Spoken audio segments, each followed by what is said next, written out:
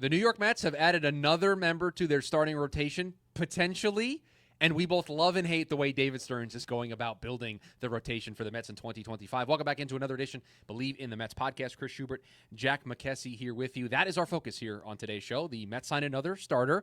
Maybe not the starter we were all expecting them to sign, but they did make another move, and we'll talk about the way David Stearns is kind of building this rotation out and how we both simultaneously love and hate the way that he is doing it. Jack, how are you, my friend? I have so many thoughts, Chris. I really have no idea.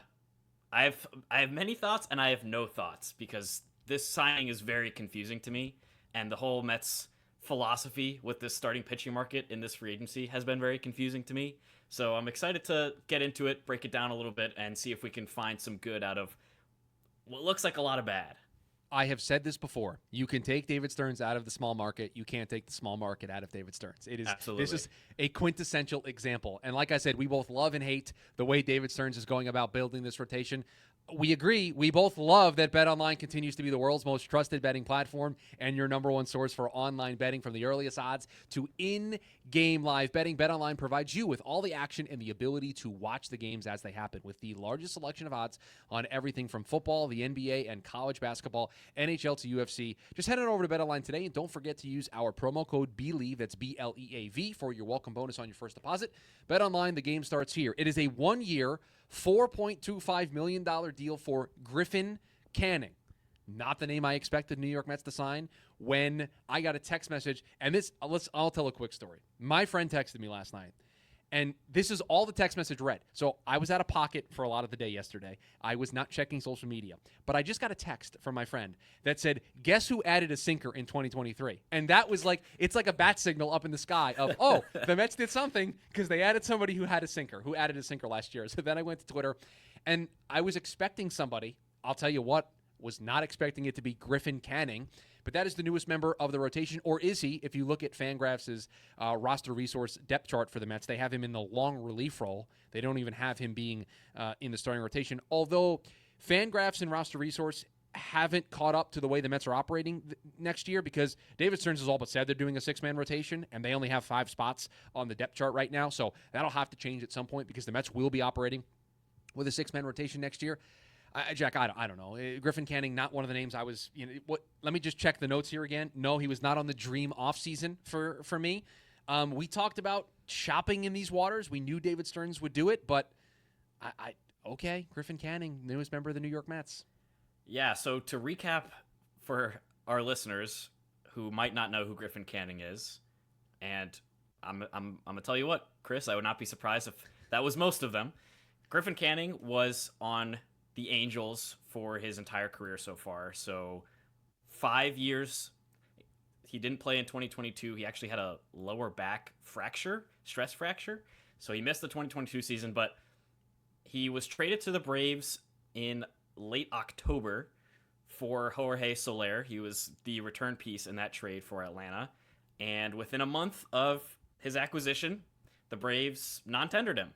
And so he has been swimming around in the free agency waters for a little under a month before the Mets picked him up on that contract, like you mentioned. And I think just taking a quick look at his numbers, over the hood or under the hood, Chris, they're both not very good. There's nothing this podcast loves than to try to look under the hood to give you a reason to like something. This is one of those cases where you look under the hood and you just close the hood back up. You're like, nothing to see here, folks. Yeah. Nothing to see here. Yeah. I'll start with the over the hood numbers. He has a 4.79 career ERA, which is not great. He had a 5.19 ERA last year and literally led the American League in earned runs allowed with 99. Only Patrick Corbin with the Nats and Miles Mikolas with the Cardinals allowed more in all of MLB last year. Is that company I want my sixth starter to keep? I'm not sure. It's not great. And I mean, I will say for Canning's, I guess on the good side of things, he did start 31 games. He pitched 171 and 2/3 innings last year, which is pretty good. He had over 20 starts in 2023 as well after that lower back stress fracture, which, I guess he's an innings eater. But Chris, I want to quote the text that you sent me in response last night when we were talking about Griffin Canning. Which one? The first one or the second one? I mean, You put it really well in one text, and then you text me something else that you also shared to Twitter, and I think you put it really well in both.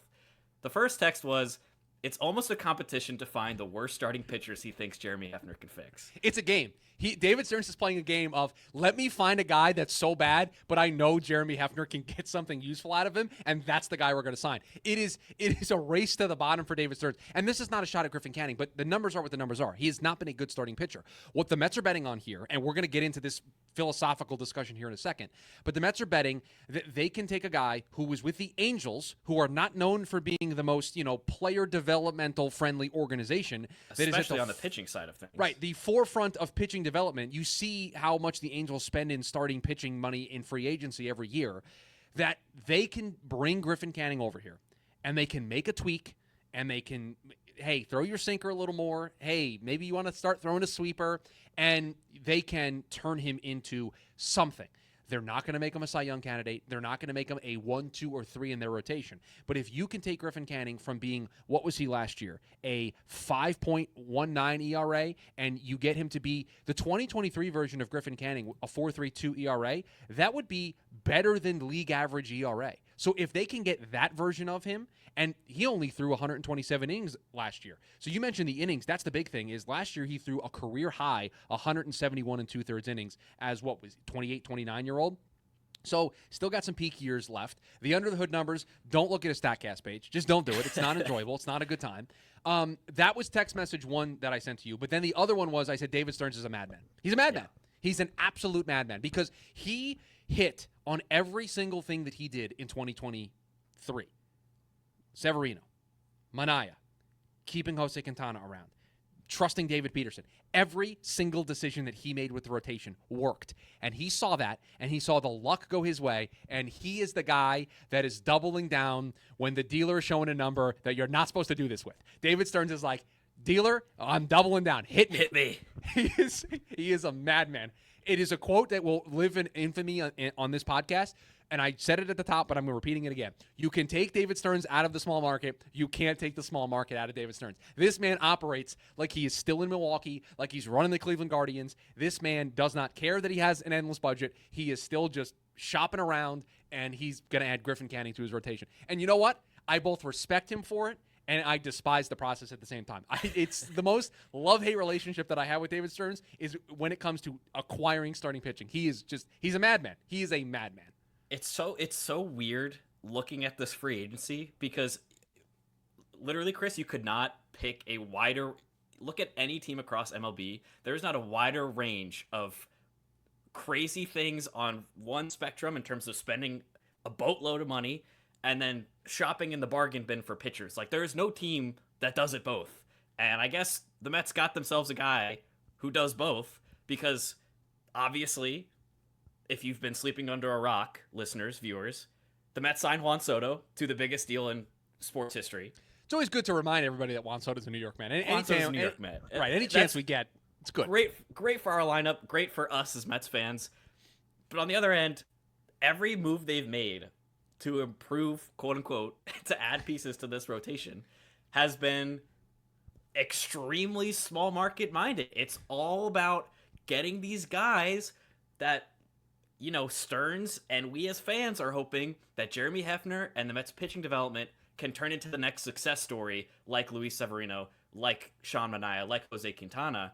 And Chris, when I was doing some prep for this episode, I was looking at the contracts that have been handed out so far to starting pitchers this offseason. Obviously, Max Fried is a big name. Blake Snell, we knew that coming in. The Mets are responsible so far on December 19th for 2 of the 3 lowest AAV contracts of any starting pitcher that is signed so far. And that is Justin Hagenman, who is a name that has flown completely under the radar because he is kind of a minor league, maybe with some major league upside guy that the Mets signed for depth, former Boston Red Sox. I think we might have mentioned him in passing in a previous episode for less than $1 million. And then Griffin Canning is the third lowest with that 1 year, $4.25 million. The only other starting pitching contract that's within that range and at the bottom at the bottom tier of the starting pitcher market so far is Kyle Hendricks, who signed with the Angels for $2.5 million for 1 year. So again, this Mets offseason has been about the spectrum of we're spending a lot of money on the lineup. We're spending a lot of money for Juan Soto, for a guy who's going to improve our team vastly in terms of offense. But we're also going to be able to make some moves that are cheaper with, low floor, mid ceiling. And it's really fascinating. And I have no idea if it's going to turn out anything like the Severino and the Manaea success stories, or if it's all going to blow up in Stearns' face. I really have no idea what to think. It is wild to take this team on this journey coming off of an NLCS appearance and then adding Juan Soto and having aspirations of competing for the division and trying to get back into the playoffs for a second straight season, and this be your approach to your pitching and to your rotation. And I guess we'll use that as our segue to talk about the love-hate approach that we have with this and maybe discuss it from a philosophical perspective, because David Stearns, for 2 straight off seasons, is making it unequivocally clear. If you are new to the party and you don't get David Stearns, I'm going to tell you right now everything you need to know about David Stearns. This man is never, ever, ever, ever going to give out a huge, massive free agent contract to a starting pitcher that is over the age of 30. It's just not going to happen. He's not going to do it. He is telling you in actions. This man put together a team that was 2 wins away from the World Series and has all the pressure in the world, and he's going out and signing Frankie Montas, and he's making Clay Holmes a starter,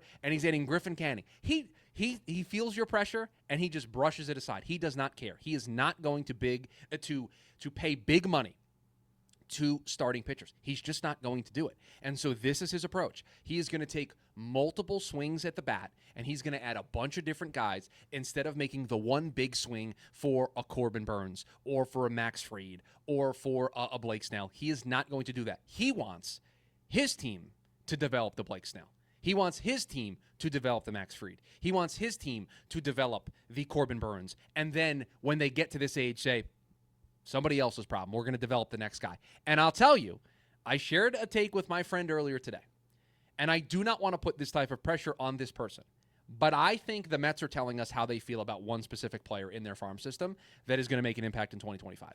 Because to me, if they don't make another big splash, if they don't sign a Walker Buehler, if they don't, and I saw Ryan Finkelstein, who does the Locked On Mets podcast, and I'm the host of the Locked On Mets postcasts, so I do post-game shows after every Mets game for them. He tweeted out that the Mets should do what they did, a high AAV short-term deal for Corbin Burns. Like, just sign him for 3 years. Give him a super high AAV. Give him an opt-out after the first season if he wants to retest the market. And I quote tweeted and said, this is exactly what we saw Cohen do with Scherzer and with Verlander. Short-term, high AAV deals. We'll bring these guys in, and if it's a problem, it's only a problem for a couple of years, and we can eat the money and move on and get a good prospect back, right? That's the play. And I quote tweeted and said, this is a mix of Cohen's financial might plus Stearns' apprehension to giving long-term deals to pitchers, and it marries up really well. But David Stearns is not going to sign big money free agent starting pitchers. He's just not going to do it. He's going to develop in-house, and he's going to take multiple swings at the bat and give multiple opportunities to guys in the rotation. And we've seen this with the bullpen. We've seen it with the rotation. This is his approach. You don't have to love it. I love it because he is just so committed to the bit that he just does it, and he doesn't care what people think. And the deep, dark secret is, I think he's right. I think this is the right approach to take, but it's hard to be like, this is the right approach to take, and then also be like, yay, Frankie Montas, or yay, Clay Holmes, yay, Griffin Canning. It's hard to do both of those things. It's hard to agree with the process, but also be like, can I get excited about these guys? And so he's just a madman, and he is making it very clear that his philosophy is, we're not giving out big contracts to starting pitchers. We are going to tinker on the margins and increase our floor, and we're going to get 7, 8, 9 guys that we trust, and we're going to develop our own, and that's how we're going to build this rotation. And that's the part I love about it, is that they're committed to it, and I think it is the right approach for this team. It does scare me results-wise. We'll get to that when we do the hate side of things, but the part I love about it is his philosophy. I think if you drill down to why he's doing it, he's 100% correct. Yeah, I think especially when you look at what the starting pitching market has shaped up to be in this offseason, this free agency, starting pitching is a premium. It has never been more expensive to sign some of these free agent starting pitchers. Like, the Yankees gave Max Fried an 8-year contract worth $27.25 million a year. That is not money that we maybe would have expected Max Fried to reach going into this offseason. Blake Snell got 5 years, $36.5 million a year from the Dodgers. Like, guys like Corbin Burns are going to be looking for, numbers above that, right? For their AAV. Probably even a longer term deal as well, because he's a couple years younger than Blake Snell. So it's hard to blame Stearns, and I'll say this. It's hard to blame Stearns for going through this method because of what the market looks like, but it's also hard for us to criticize him at all because of his success with Severino and with Manaea and with Quintana, and because of the leeway that he's bought himself by signing Juan Soto. So I think I really have high hopes for the 2025 Mets and what Stearns is building, and I want to really trust what he has in mind, because he has proven that he's good at finding these bargain pieces that can be real contributors. But like you said, Chris, it's just really hard to be like, Frankie Montas is my number 3 starter this year. Like, it's not the name that I was really rooting for. And I'm so conflicted. I'm really conflicted about how to feel this offseason. You have Major League Baseball putting out a 62-page report on pitcher injuries and how we are seeing injuries go up and up and up every single year. And so why would I spend a large portion of my budget on guys that, 1, I have every 5th day or every 6th day, 2, are getting hurt at a clip that is astronomical? That's just not good roster construction. That's not good team building. And so David Stearns is basically raising his hand, and he's admitting, I'm not going to get the top-tier talent. I'm not going to get Max Fried in my rotation. I'm not going to get Blake Snell. I'm not going to get Corbin Burns in my rotation. But I'm also mitigating my risk in a big way. Because if Griffin Canning gets hurt, it's a 1-year deal for $4.25 million. If Frankie Montas gets hurt, it costs me $17 million. I'm not crippling my team's financials long-term, and I give myself flexibility in season to make adjustments, to make moves. You sign Max Fried if you're the Yankees, and no shot at them. I thought it was a great signing. He's a great addition to their rotation. If Max Fried gets hurt and misses time, they're screwed. They have an aging Garrett Cole. Carlos Rodon kind of faded as the year went on. Like, you now pay a lot of money to your 3 starters. They got to show up. They got to make 30 starts. Whereas David Stearns is like, if Frankie Montas gives me 15 starts, and then I need 15 starts from Miguel, and Peterson gives me 25 starts. Like, he's working with a number. David Stearns is saying, I need my starters to make X number of starts. How am I going to get there? And it's just a math game for him. It's just a math game. I have to make 162 starts. I'm going to get 8-10 guys that I think I trust to give me those 162 starts. He's not looking at it as, this guy's got to give me 30 starts, and I need a really good guy that's going to give me a sub-3 ERA with 35 starts. He wants his entire team at the end of the year to make 162 starts and have a certain ERA and have certain pitch characteristics, and that's the way he's looking at it. And that's the part I love about it. That's the thing I can get behind, is because it's grounded in reality and it's grounded in the truth of the way the game is going. But it's just so hard to get excited for the season when I know the 3rd starter in the first series is going to be Frankie Montas. Like, it's just hard. Now, the pushback is, let the offseason play out. Maybe they sign Walker Buehler. Maybe Sean Manaea does come back. Maybe they do the Corbin Burns idea that I threw out a little bit ago. Maybe all of that stuff comes into play. The thing I hate about it, and let's transition to this part of it. The thing I hate about it is I just worry that the bet doesn't pay off the second time around. Is you are doubling down on a strategy that, unless you just have a foolproof method to identifying these pitchers, you're going to get burned at some point. And as long as you have a backup plan, as long as you have the depth in place, and I think they have the backup plan, and I will talk about who I think the backup plan is here in a second. As long as you have the backup plan, you can get burned, but what if you get burned by 2 guys? What if 2 of the 3 burn you? That's still a 33% hit rate. That's not terrible, but it also absolutely destroys your ability to compete. And so that's the part I hate about it, is there's taking risk, and then there's taking too much risk. And I worry that we are teetering towards the path of too much risk. If they sign Roki Sasaki, if they sign Sean Manaea, okay, we're not as risky. We're not investing in risky assets the way I thought we were.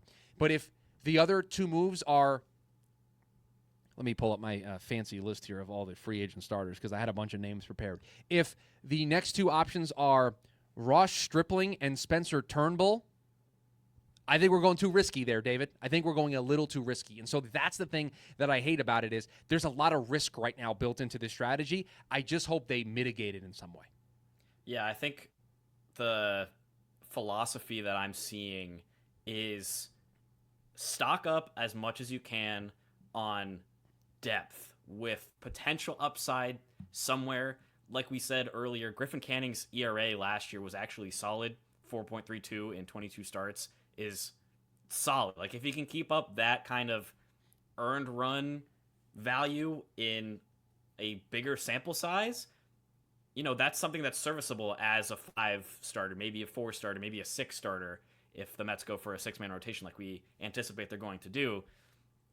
If he's able to do some things like he did in 2023 as well, he had a solid whiff percentage and K percentage. His walks weren't crazy. They were pretty bad in 2024, but it wasn't quite as bad in 2023. I have the number right here. He gave up 6.7 walk percentage. Like, that's solid. It ballooned up to 8.9 in 2024, which, as we saw in the postseason, we don't really want a lot of walks going on. But if he's able to keep that low, if he's able to return to what he looked like in 2023, where he also had an above average ground ball rate, where he was actually giving up fewer barrels in 2024, like if he's able to kind of compile every good part from the last couple of years together and turn it into a serviceable season where he's providing innings and he's not walking a ton of guys, he's giving up fewer barrels, he's keeping the ball in the ballpark, which he might have an easier time to do at Citi Field. Like, this is all stuff that could pay off really well and is just something to keep as a depth option. I want to reiterate, like, this just seems like as long as the Mets have plenty of depth, there have to be some successes as well as the failures that are probably going to present themselves. We have to remember, right? It's easy to think about Luis Severino. It's easy to think about Sean Manaea, these success stories from the 2024 Mets. The Mets also traded for Adrian Hauser. And yeah, like, they got Tyrone Taylor in that deal, but Hauser was an experiment, essentially, that did blow up in the Mets' face. And because they had some extra depth, because they were able to rely on David Peterson, because they were able to rely on Tyler McGill and the improvement of Jose Quintana, they were able to mitigate that risk. And I think because they're in this mindset where they're building up their depth, that means that, when you have more options, if some blow up, you still have some to lean back on. And I think that's really what this offseason has been about for the starting pitching market, because like you mentioned earlier, Chris, they're not going to be giving out these long-term, ginormous contracts to some of the big names on the market. And the other thing, too, that, listen, let's see the offseason through, right? I'm not going to completely be frustrated with the way that the rotation is set up. One, because I think we just need to accept this is the new norm with Stearns. But at the same time, like, let's see it through. Let's see if Manaea comes back. Let's see if they land Sasaki. Let's see if they land a trade for somebody. Let's see what it ultimately looks like when it's over. But the writing's on the wall of how they're going to do this. Like, if at this point you're surprised when they do something like this, like, you're living under a rock. Like, I don't know what to tell you. Like, this is how they operate. And, like, they have right now, these are the guys that are in consideration for the 6 spots, right? Kodai Senga, Frankie Montas, David Peterson, Clay Holmes, Paul Blackburn, Griffin Canning, Jose Budo, Tyler McGill. Those are your guys right now. Those are the guys that at some point are going to make up your 6-man rotation. Now, I think there's one, maybe 2 other people that need to be considered here, because I think David Stearns is telling us something without actually telling us something. And so this morning, I texted my friend, and I said, do you want a fresh, hot off the presses take to start your day? Now, it took my friend a little bit to respond, but he was ready for the take. And you know what that take was? The Mets are telling you, at least I think, the Mets are telling you how they feel about Brandon Sproat and where they think he's at. And they might be telling you where they think Jonah Tong's at. They might be telling you that those 2 guys are going to be major contributors in 2025 for this team. Sproat, I think definitely. I think the only thing that stopped them last year is they didn't want to promote him 2 levels in the same year. Tong ended last year at AA, and I wonder if they do the Braves thing where they start him at AA, and then it's just you're immediately up to the big leagues if you show right away. We're going to skip AAA. If you just take to it right away, we're just going to move you up. And so they just move him to 1 level. Those 2 guys, I think, Sprout definitely, Tong potentially, are going to be in play for this rotation in 2025. So why logjam it? Why sign a guy to a 3-year deal? Why create all of this roster inflexibility by locking guys up so that you don't have room? Brandon Sproat, if he is what everybody thinks he could be, is a number 2, number 3 starter in your rotation that you then don't have to go out and sign Max Fried. You don't have to go out and sign Blake Snell. So that's what they're trying to develop, and I think they're this close to having those 2 guys. So, and Christian Scott, he's not going to be there in 2025, but 2026 he's going to be around. So part of this too is I got a bunch of young arms. Like, I'm not going to lock myself into not giving those guys opportunity. And so David Stearns threading the needle of give me guys that I think can help me now with a couple of tweaks here and there, but also I am not going to commit myself long-term because I got a bunch of guys in the system that I'm ready to see. Yeah, and I'm looking at the MLB Mets pipeline page right now. They have Sproat as the number 1 prospect in the Mets farm system. You're a pipeline guy? That's hard. That's tough to see. You're a pipeline guy. Well, it's just the easiest thing that I could find. But they have Sproat as the number 1 prospect for the Mets. Obviously, we've heard a lot about him for the past couple years now. Obviously, like you said, has a lot of upside potential to join the Mets at the major league level this coming season. You mentioned Jonah Tong as well. He's only 21, and he pitched in AA this past year, so it's possible that they do that Braves thing, like you said. There's also guys like Blade Tidwell, who is 23, has pitched in AAA. Like, the pipeline has him as the number 8 prospect, actually above Jonah Tong. So, like, there are multiple options here in the minors that could be, guys that are arriving at the major league level sooner rather than later. There's also Nolan McLean, number 9 prospect between Tidwell and Tong. So, like, 2-way player too. Exactly. Like, there are a lot of different factors here that the Mets could be pulling from in the minors. Chris, I also, when I was preparing for the show, I did a little bit of research on the other quote-unquote bargain bin free agent starting pitchers that could be available, and I found a couple of intriguing options that might be in line with this idea of add more depth, add a young pitcher for only a year or 2 that has some issues that could need some fixing or a quote-unquote pillow contract, and both of the guys that I found. See, this is what David Stearns wants. He wants us in Mets podcast land to just be trying to find guys for him. We are taking the bait. This is exactly what he wants us focusing on. But these 2 guys, they're young. They're younger than 30 years old. Okay. Both of them have a sinker. They have past years of success, but there are some things that have come up recently that might need some fixing and could be really good depth options. The first of which is going to be, he would be more of a late season addition because he's coming off of Tommy John surgery in June. Former Angel, along with Griffin Canning, Patrick Sandoval. And when I look at Patrick Sandoval's under the hood numbers, oh yeah, love him. Some really good stuff here. His whiff percentage was above average, K percentage around MLB average, walk percentage was not great, but again, something that could be tweaked. He had a 5.08 ERA in 2024, but it was 4.11 in 2023 and 2.91 in 2022. I wonder how much the elbow discomfort could have caused some of the issues this past season. And then the other option that has had a lot of success in the past, had some good under the hood numbers, similarly to Sandoval this past year, didn't have a lot of success on the over the hood numbers per se, is Michael Soroka, who former Atlanta Brave, pitched with the White Sox this year. I have bad news for you. Because this happened while we were recording the show. He signed. Mike Soroka signed somewhere. What? He did. He signed somewhere in the middle of the show. I didn't think it was worthy of breaking in to tell you because I didn't think we were going to get here. But yes, he did sign somewhere. Do you want to guess? Do you want to guess where he signed for and how much? I truly have no idea. Did he go back to Atlanta? Like, I don't know. He did not go back to Atlanta, no. So, okay. Well, I'll take him off the list. But I was thinking, guy who tore his Achilles, re-ruptured it. Sure. That could have caused some issues. He had a really high ceiling when he first came up, but obviously no longer an option. Where did he go, Chris? Mike Soroka, newest member of the Washington Nationals. So you're going to get to see him up close and personal a couple of times. Sure. And we'll see if that works. Do you want to guess what he got?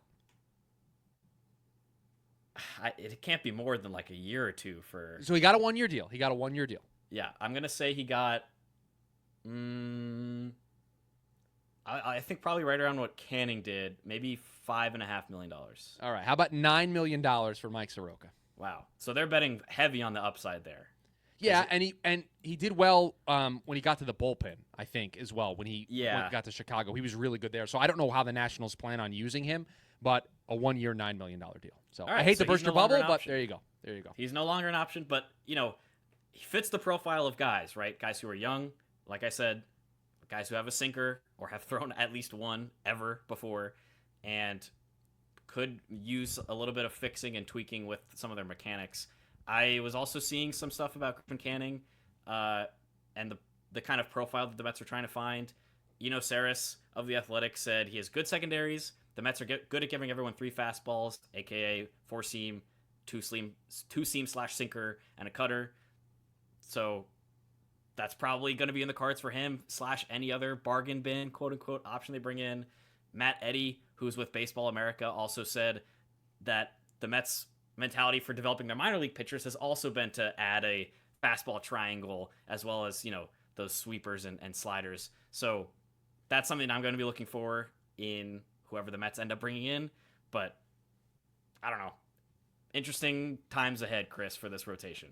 Yes, interesting times ahead for the rotation and interesting times ahead for this podcast. Make sure you rate, review, subscribe to us so that you are notified anytime we drop a podcast. Can't wait for our emergency episode when the New York Mets add Jacob Junis to their rotation as their next member that gets signed. I looked at his Fangraphs page. Regular fastball, sinker, cutter, slider, changeup. So that is going to be the next member of the Mets rotation in 2025. But that's going to do it for us here. We appreciate you joining us on the Bleav in Mets podcast. We'll be back later on in the week. And as always, let's go Mets. Let's go Mets.